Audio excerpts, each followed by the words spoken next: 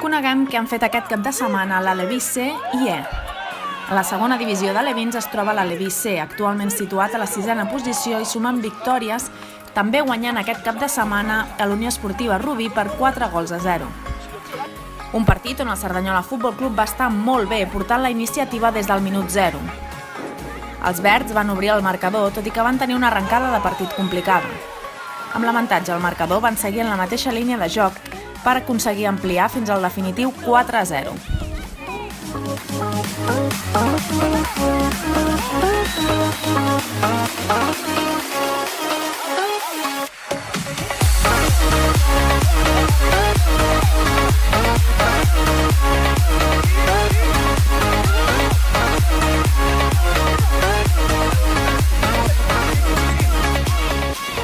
Per últim, l'Aleví E, que juga a tercera divisió al grup 30 i actualment és líder de la classificació.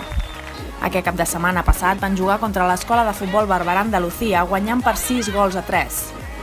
En un partit complicat on els verds van començar perdent 0-1, però van saber reaccionar i acabar empatant el partit al final del primer quart.